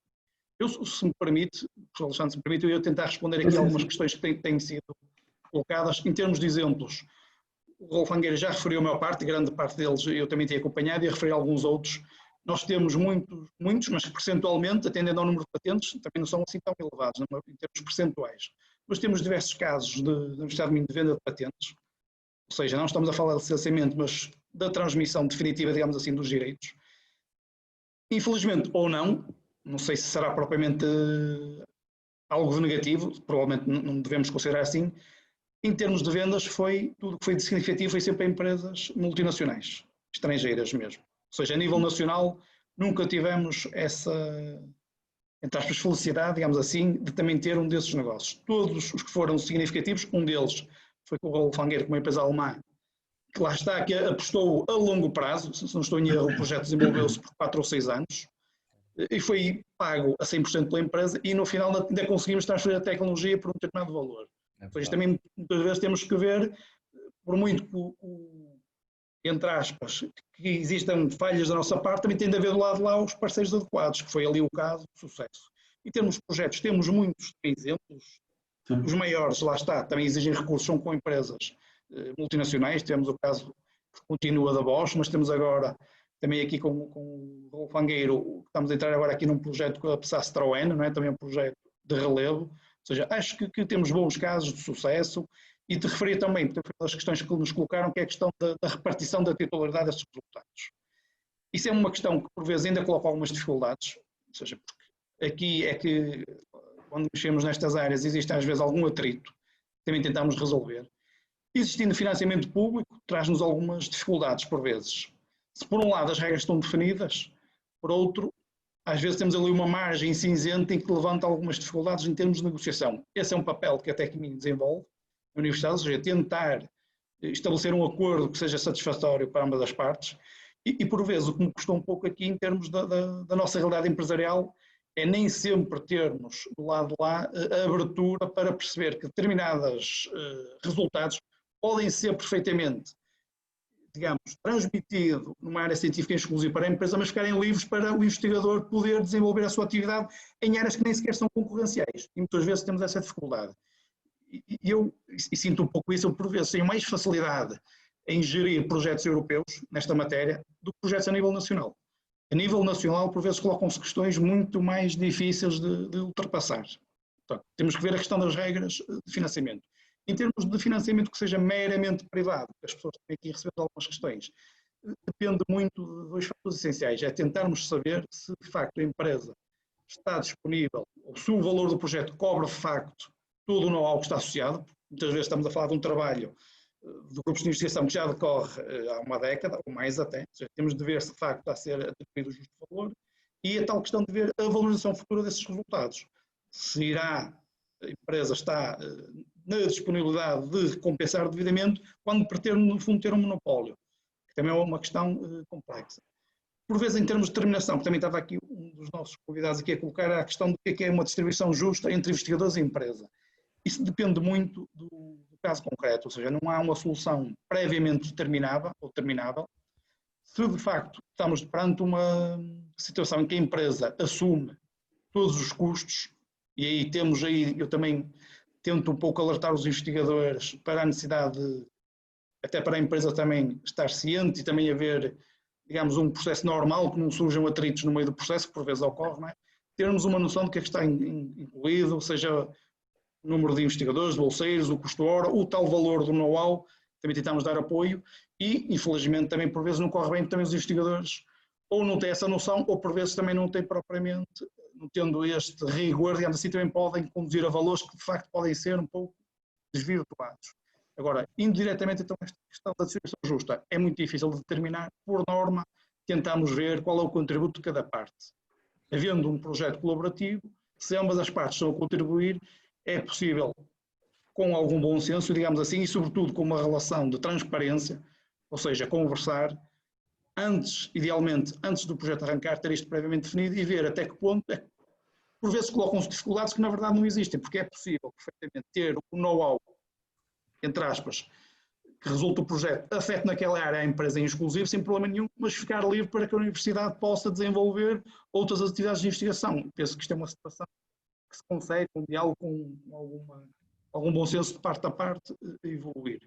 Em termos de outros casos, que podemos apontar como sucesso, muitas vezes é a questão também dos recursos humanos, que nem sempre é facilmente mensurável, mas num dos casos que nós tivemos uma transferência de tecnologia, de uma patente, a multinacional, ciente lá está da tal questão da necessidade de indigenizar internamente o seu know-how, até contratou parte significativa dos recursos humanos afetos àquele projeto. Ou seja, também é uma forma da universidade, que é uma das suas missões, não é permitir, digamos, potenciar que os seus alunos também possam facilmente integrar-se no mercado laboral. Muito bem. Nós temos aqui mais algumas questões. O Marco Sousa já respondeu até algumas. Há aqui uma que é muito importante, já foi sendo referida, mas não sei se pode ajudar ou ter mais contribuições, que é a questão de como é que se promove a inovação nas PMEs, qual é que é a forma de promover, quais são as formas de o fazer. Não sei se querem, não sei se o Raul tem, qual é a experiência com grandes e pequenas e médias empresas, e o João a mesma coisa, não é? Se podem, com a vossa experiência, ajudar a iluminar aqui um bocadinho essa questão da inovação nas PMEs e como é que estabelecemos essa relação entre os investigadores, a universidade e essas empresas? Sim, se calhar posso contribuir aí nessa parte. Sim, nós temos projetos com pequenas, médias empresas e temos também com grandes empresas. A estrutura organizativa dessas empresas normalmente é bastante variável.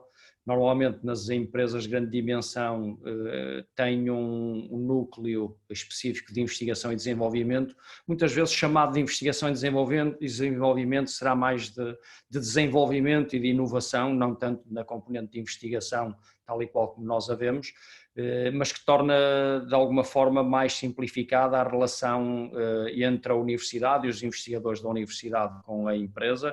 No caso das PMEs, raramente existe este núcleo ou este departamento de inovação e portanto, normalmente faz por via do diretor de produção, do diretor-geral, mas normalmente as relações aí também são bastante diretas, o que facilita muito a tomada de decisão. Muitas vezes há projetos com PMEs em que o desenvolvimento do projeto decorre de uma forma muito mais conscientânea com aquilo que tinha sido especificado inicialmente, por esta facilidade de quem toma a decisão fazer parte da equipe de projeto. No caso das grandes empresas, raramente isso acontece e normalmente as decisões de projeto têm que ser levadas a outro nível e isso muitas vezes também atrasa o processo. Contrariamente ao que às vezes também a ideia que se tem, o timing das universidades e das empresas é realmente diferente. Mas em termos de desenvolvimento, aquilo que pelo menos a minha experiência é o que eu estou a partilhar, obviamente, o que temos verificado é que muitas vezes nós estamos a aguardar decisões de empresas para podermos iniciar uma determinada atividade, porque é preciso no final de cada uma das atividades de um desenvolvimento haver uma decisão conjunta do grupo de investigação, empresa, universidade, mas muitas vezes, como estamos a desenvolver conjuntamente com empresas, muitas vezes há uma decisão estratégica que é preciso ser tomada pela empresa. Isso acontece muitas vezes num quadro normal de expectativas também. E, portanto, eu diria que no caso das PMEs, portanto, há esta relação muito direta com quem decide. No caso das grandes empresas, portanto, há este patamar de decisão que temos que vencer também. O que é que tem acontecido na nossa experiência no âmbito de Fibernamics? É empresas de menor dimensão colocarem no nosso grupo de trabalho quase o seu núcleo de investigação em determinada área. Isso também é um modelo muito interessante que temos tentado explorar, porque reconhecem realmente que têm lacunas do ponto de vista tanto da identificação das oportunidades de mercado como do que é que a tecnologia e a ciência pode oferecer ao seu ambiente, à sua área de trabalho, e então cria-se aqui uma relação forte, uma relação de confiança forte, em que há a colocação dessa competência que é necessária, subcontratada ao grupo de trabalho que está a operar dentro da universidade. Obviamente que isso pode-se verificar ao longo de um período mais ou menos extenso, mas há empresas com quem nós já trabalhamos há 10 anos e que isso acontece de uma forma natural, e quando encontram uma oportunidade de inovação, de criar algo novo, portanto, vêm sempre ter connosco, com a Universidade do Minho, com o grupo Fibernamics, vamos de que forma é que então a nossa ciência e tecnologia consegue responder àquela oportunidade que foi identificada. Esse é um modelo também interessante e que temos também de alguma forma explorado nesse âmbito. Há um aspecto importante nesta relação que o Marco também aflorou, que tem a ver com a mobilidade de recursos humanos e de pessoas qualificadas, e acontece os grupos dentro das universidades, como vivem muito, pouco de professores de carreira, mas muito de investigadores e de bolseiros, muitas vezes há esta mobilidade. A mobilidade acontece quase anualmente, portanto, em muitas das entidades que trabalham connosco já há muito tempo, há pessoas que passaram pelo nosso grupo, que receberam a formação connosco e que estão nesta altura e que percebem exatamente a mensagem, que percebem exatamente a envolvência da inovação e de que forma é que esta relação pode acontecer. Eu acho que isso é muito importante, precisamente para vencermos estas barreiras da relação, porque há sempre um interlocutor que conhece o meio académico e o meio empresarial e percebe de que forma é que eles se podem conjugar, integrar para atingirmos resultados.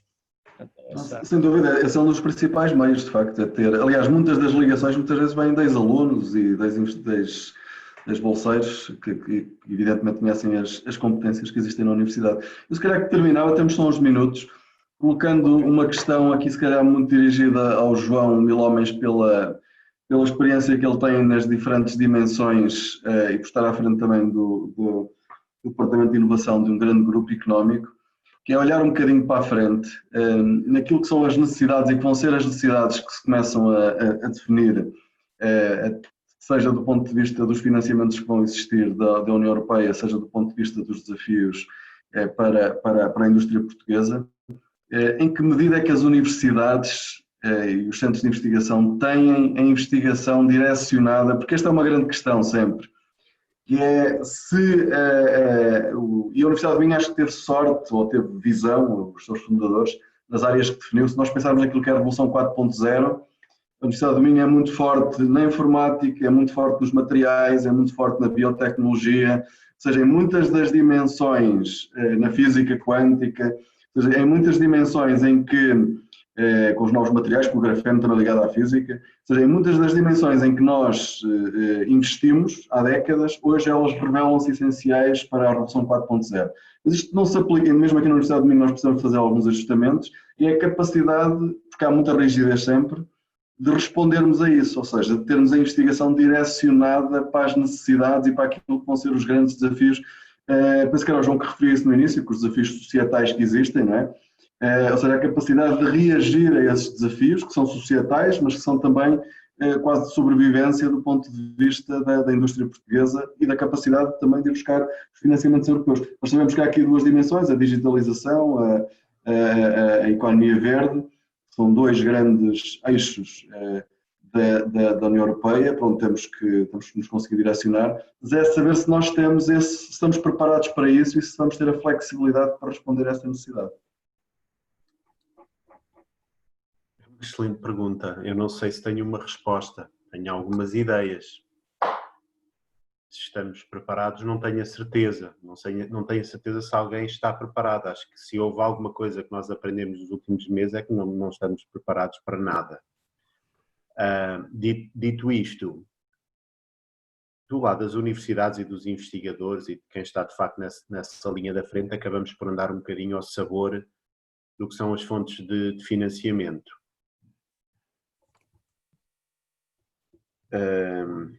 Eu quando falo disso tenho que medir um bocadinho as palavras, porque se falarmos bem, o Raul já tocou no que foram as lacunas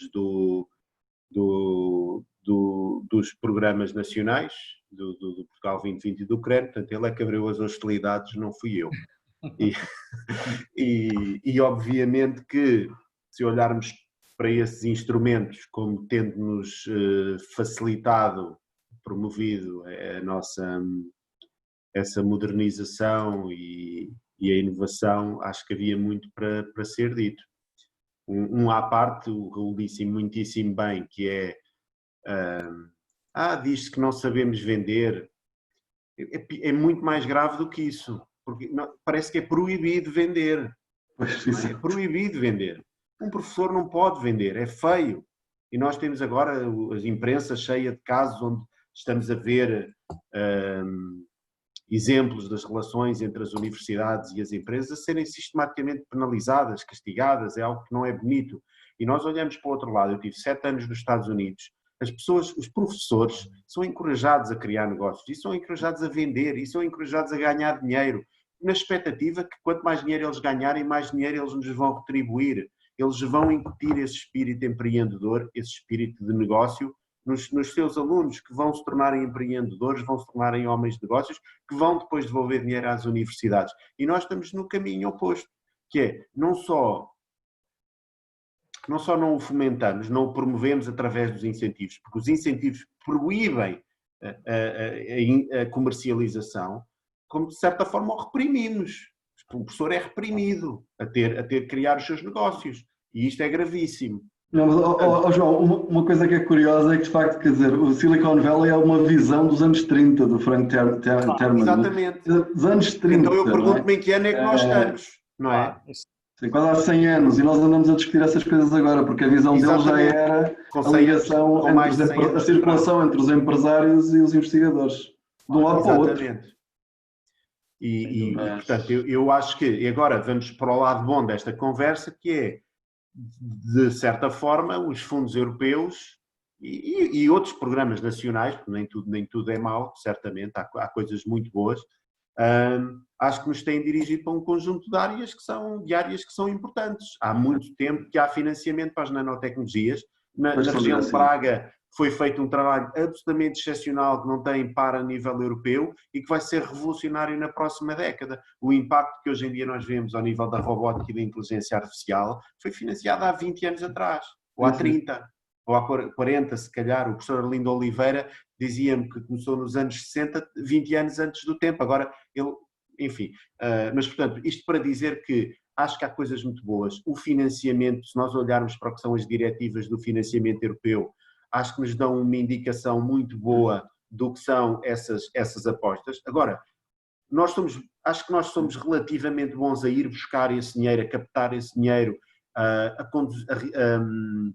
desenvolver projetos inovadores, a gerar conhecimento inovador e depois, mais uma vez, esbarramos naquela parte que é fundamental. Portanto, nós temos estes diferentes programas a financiar todo o ciclo de inovação, mas depois há uns programas, portanto, enquanto que se calhar a Marta falava há pouco dos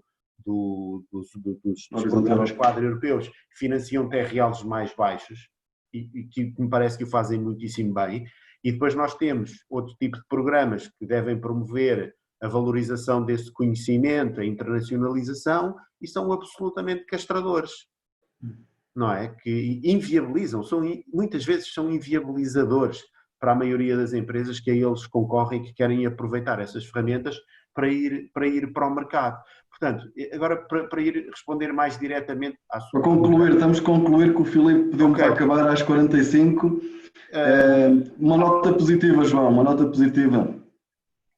A nota positiva é que nós temos o know-how, temos os recursos, temos o foco nas áreas que são fundamentais. Agora, falta o mais fácil, que é colocar, só para terminar, há pouco colocava-se como é que nós promovemos a inovação nas empresas. Eu falo com dezenas de empresas de base científica e tecnológica, falta-lhes a ligação ao mercado, falta-lhes a visão de negócio. E é isso que nós temos que fazer, é pôr os empreendedores não só a pensar na sua tecnologia, mas a pensar na criação de negócios. Quando um deles me entra pela sala a explicar como é que determinada coisa funciona, a primeira coisa que eu lhe digo é: eu não quero saber como é que funciona, eu só quero saber o que é que faz e que problema é que resolve e a quem é que o vai vender. E isto para eles é bombos, não é? Nunca ninguém pensou nisso. E é isso que nós temos que fazer, e eu acho que esse é que é o grande desafio. Portanto, para responder à pergunta e acabar na nota positiva, é que nós temos o know-how para ser revolucionários e responder a todos os desafios. Nós temos o know-how para resolver esta crise. Nós estamos agora a falar da aplicação do tracing.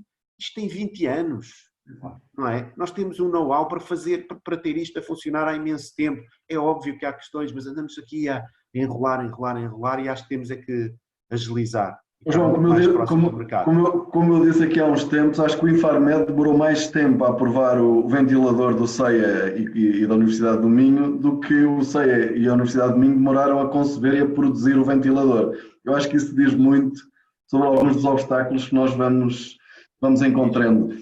Foi ótimo contar aqui com a vossa presença. Um grande obrigado ao João, ao Raul e ao Marco. E cumprimento todos os que estiveram a assistir aqui a esta hora e meia de discussão, e vou passar a palavra ao Filipe Soutinho para o encerramento desta conferência dos 30 anos da Tecminho, a quem dou mais uma vez os parabéns pelo excelente trabalho que tem feito. Obrigado. Obrigado.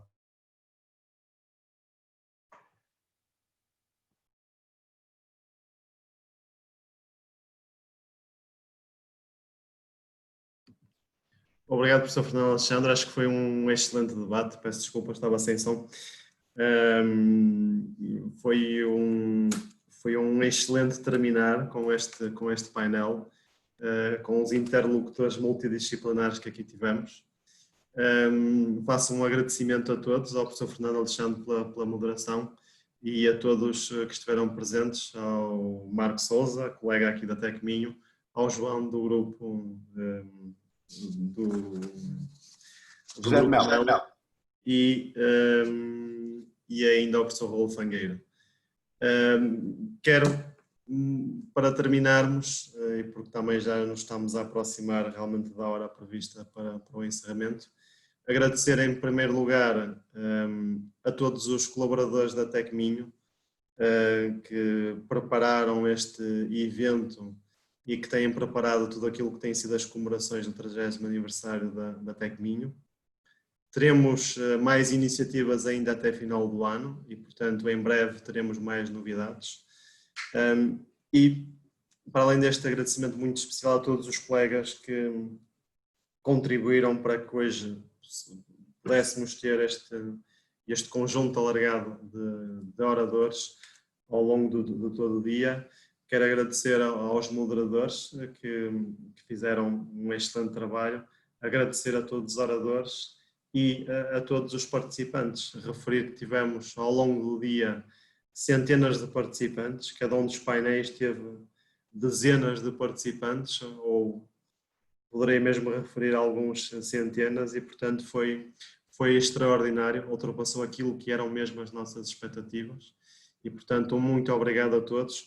Sei que ficaram bastantes questões por responder aqui que foram sendo levantadas, certamente que teremos a oportunidade em outros momentos de conseguir responder e também estejam à vontade para por e-mail nos contactos que são aquilo que todos os interlocutores da Tecminho proporcionam todos os dias convosco, estejam à vontade para colocar as questões que forem pertinentes e que considerarem adequadas.